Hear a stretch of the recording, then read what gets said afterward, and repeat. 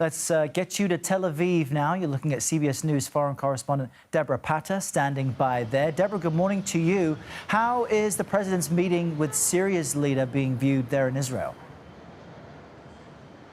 Well, Errol, I think the word we're looking for is the reaction has been muted. Now, Israel has previously warned the West about meeting Syria's leader, Ahmed al-Shara, but right now, the U.S. and Israel's interests are not really aligned. We spoke to a former Israeli diplomat, Alon Pincus, who was stationed in the U.S., and he told us that President Trump really is transactional. He's visiting Saudi Arabia, Qatar, and the UAE because they have something to give him.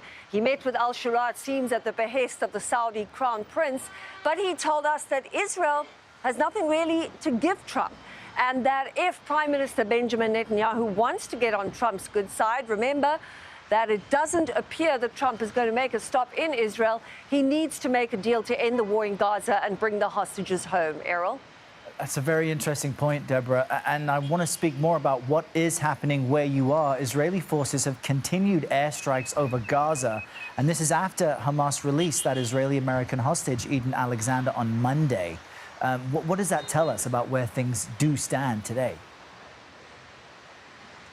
Well, as far as Israel is concerned, they've intensified their war in Gaza. Overnight, the IDF unleashed a wave of strikes in Khan Yunis. The devastating aftermath was captured here, as you can see, by a CBS cameraman who was also slightly injured while filming. Body after body lay along the street. Now, the IDF says that the attacks were directed at a senior Hamas target, and there is speculation in the local media here that it may have been Mohammed Sinwar, the de facto head of Hamas, and the brother of Yahya Sinwar, who was killed by Israel in October last year.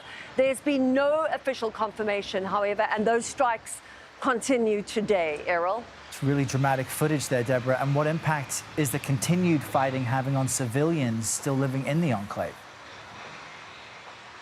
Well, for over 2 months now, Israel has laid siege to Gaza, preventing all food, medicine, etc. from entering the territory. The United Nations' Philip Lazzarini has said that this constitutes a war crime, and very strong words from French President Emmanuel Macron today, who said that what the government of Benjamin Netanyahu is doing is unacceptable, but he added it is President Trump who has the levers. He said, I have had tough words with Prime Minister Netanyahu. I got angry, but Israel doesn't depend on us. They depend on American weapons. Errol? All right, Debora Patta with all the latest for us from Israel. Debora, thank you.